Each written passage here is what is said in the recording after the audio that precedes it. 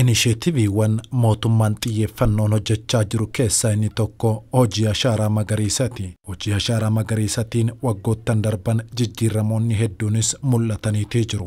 Waggoottan darban ashaaraa magariisaa irratti hojii hojjetameen fayyadamoo ta'u jiraattonni godina Arsii Aanaa Heexosaa ni dubbatu. Hoongenillee baay'ee nammaatu yoo mukni jiraate.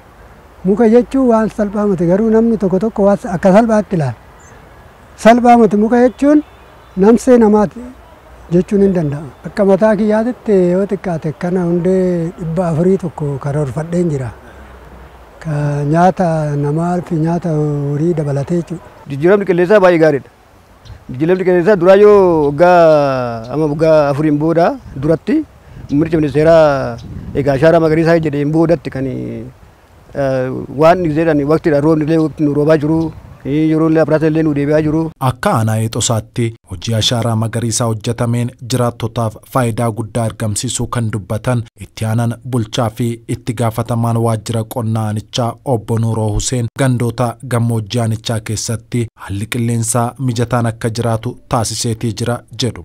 Yeroo ammaa kana amma gandoota gammoojjii amma ganda Guurii Dabbullaa kan jedhamu ganda Dayyaa Dabbasoo gandoonni asii gadi gandoonni bal'aan isaanii baay'ee hojii ashaaraa magariisaa hojjetanii lafa duraan qullaa ture amma bosonaan uffifamee jira baay'ee kanaan dura lolaadhaan rakkataa turan lolaan akka malee isaan saaxila jechuudha maaliif biyyeen akka salphaatti waan dhiqamuuf bakkee san irratti hojiin qabeenya ashaaraa magariisaa waan hin jirreef biqiltuun dhaabbatee waan hin jirreef lolatu rakkisa lafa isaan qotan san guutumaan guutuutti jalaa balleessaa ture armaan dura jechuudha akkasumas immoo lolaan lafa xarageetiin horii isaanii irrattis dhiibbaa geessaa ture yeroo ammaa kana baay'ee lolaan hin jiru.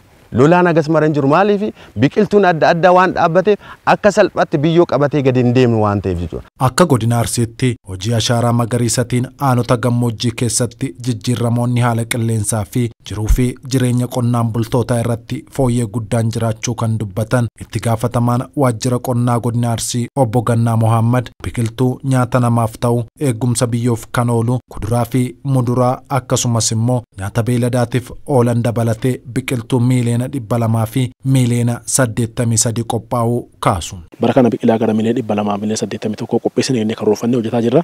Almost biqilaan kun naannoo miiliyoona 200 fi miiliyoona 83 qophaa'ee jira jechaadha. Yeroo ammaatti buufata biqilaa mootummaatii fi kan dhuunfaa dabalatee gara buufata biqilaa 100 fi 33 irratti qophiin biqilaa gaggeeffamaara. Kana malee himaxaawwan magaalaa keessatti qophii biqilaa gaggeessan hedduun jiranii isarratti xiyyeeffatameeti kan hojjetamaa jiru jechaadha. Inni kun gaafa qophaa'e immoo akkuma haalli qilleensaa mijataa ta'een yeroo arfaasaatti kan dhaabbatu jiraachuu danda'a.